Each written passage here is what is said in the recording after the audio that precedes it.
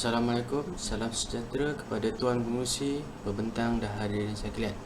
Terima kasih terdahulu atas peluang untuk membentang dalam konferensi ini. Nama saya Muhammad Nafais Berma Yusof dan tajuk pembentangan saya ialah Tahap Motivasi Pensyarah Kolej Universiti Tawau dalam melaksanakan pembelajaran maya, dan ini merupakan sebahagian daripada skop kajian yang sedang dijalankan. Sedikit perkenalan dan latar belakang. Pada Disember 2019, virus COVID-19 mula menular dan dipercayai bermula di Wuhan, China. Penularan ini terlalu cepat sehingga pada bulan Mac 2020, WHO telah mengisytiharkan virus ini sebagai satu pandemik. Terdapat lebih kurang 73 juta kes jangkitan termasuk 1.6 juta kematian pada Mei tahun 2020. Dan setakat bulan Jun, terdapat lebih kurang 185 juta kes jangkitan termasuk 4 juta kematian di seluruh dunia. Penularan kes yang pantas ini telah memberi kesan kepada pelbagai aspek kehidupan kita seharian dan bidang pendidikan tidak terkecuali.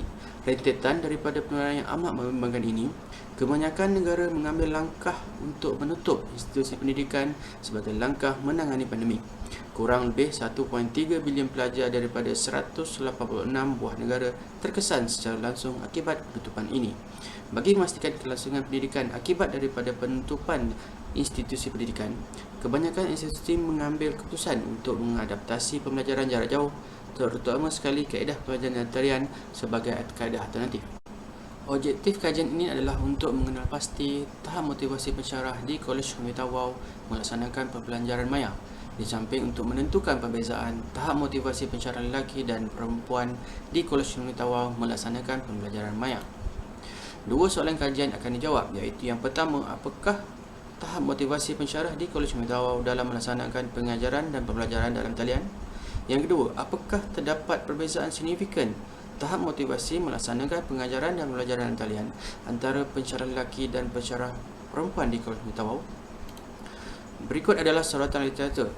Kajian dijalankan terhadap 17 pendidik di Sepanyol mendapati motivasi melaksanakan PDP secara maya sewaktu pandemik telah meningkat. Kajian oleh Tajur Arifin pula mendapati motivasi pendidik berada pada tahap sederhana. Begitu juga dengan kajian kuantitatif terhadap 202 pensyarah di Poland. Manakala kajian Trianto dan Haryani mendapati wujud perbezaan signifikan antara pendidik lelaki dan perempuan dalam aspek motivasi kerja. Kajian ini menggunakan kaedah kuantitatif dengan menggunakan saus lidik. Kaedah persampalan yang digunakan adalah persampalan populasi total, dan daripada jumlah 48 populasi pensyarah di Kolej Universiti Tawau, saiz minimum sampel adalah seramai 47 orang berdasarkan jadual Ritchie dan Morgan. Seterusnya, berdasarkan jumlah sampel yang melaksanakan pembelajaran maya, 28 responden minimum adalah pensyarah lelaki dan 19 responden adalah pensyarah perempuan. Berikut merupakan analisis demografi responden, 20 orang pensyarah lelaki dan 19 orang pensyarah perempuan. Seterusnya, instrumen yang digunakan untuk mengukur tahap motivasi pensyarah melaksanakan PDP dalam talian diadaptasi dan diubah sesuai dari Fernet pada tahun 2008, iaitu The Work Task Scale for Teachers. Instrumen ini telah dirujuk dengan 2 orang pakar bagi kesan muka dan kandungan, dan berikut merupakan nilai kebolehpercayaan Cronbach Alpha bagi instrumen ini. Secara keseluruhan, nilai kebolehpercayaan instrumen ini adalah sangat baik. Terdapat 5 konstruk motivasi yang diukur, dan kelima-lima konstruk ini juga mempunyai kebolehpercayaan yang sangat baik. Berikut pula merupakan dapatan bagi kajian ini. Berdasarkan analisis deskriptif, didapati bahawa secara keseluruhan tahap motivasi pensyarah melaksanakan pembelajaran dan pengajaran dalam talian adalah tinggi.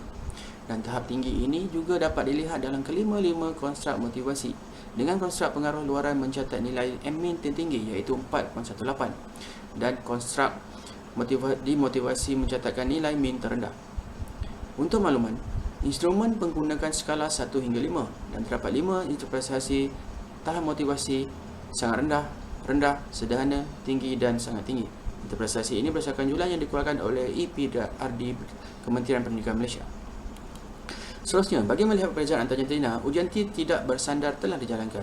Secara keseluruhan, terdapat perbezaan signifikan tahap motivasi antara jantina dalam melaksanakan PDP dalam talian. Begitu juga dengan konstruk insensif dan konstruk dimotivasi, terdapat perbezaan signifikan antara jantina. Terdapat 3 konsep motivatif yang tidak mempunyai perbezaan signifikan antara jantina. Secara keseluruhan, pensyarah perempuan secara signifikan mencatatkan nilai min lebih tinggi. Sebagaimana yang diterangkan tadi, tahap motivasi pensyarah di Kolej Pengetahuan secara keseluruhannya berada pada tahap tinggi dalam melaksanakan pengajaran dan pembelajaran dalam talian. Dapatan ini selari dengan dapatan kajian oleh Bani Sora, namun bertentangan dengan dapatan Ras Hamid Tadilah. Perbezaan ini mungkin wujud disebabkan perbezaan lokasi, kemudahan kompetensi dan kemahiran pensyarah. Contohnya, kajian oleh Bani Sora ini dijalankan di Romania ke atas pendidik yang sememangnya mempunyai capaian internet, manakala kajian rasmi Tadilah pula dijalankan di Indonesia dan turut menerangkan cabaran dan kekangan dalam melaksanakan pembelajaran dalam talian. Bagi soalan kajian yang kedua, seperti yang telah diterangkan, terdapat perbezaan signifikan motivasi melaksanakan PDP dalam talian antara pensyarah lelaki dan perempuan di Kolej Pengetahuan. Dapatan ini bertentangan dengan kajian yang dijalankan oleh You, dan kajian tersebut juga dijalankan dalam konteks pengajaran dan pelajaran maya sewaktu pandemik COVID-19.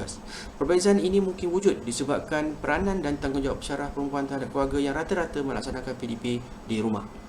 Secara ringkas, kajian ini dapat membantu untuk memahami salah satu aspek yang terlibat dalam pengajaran dan pembelajaran dalam talian, iaitu motivasi pendidik untuk melaksanakan kaedah pengajaran tersebut.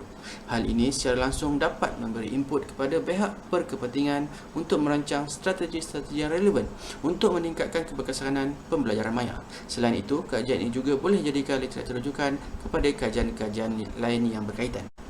Sekian sahaja. Sekali lagi, atas peluang pembentangan ini, saya ucapkan terima kasih.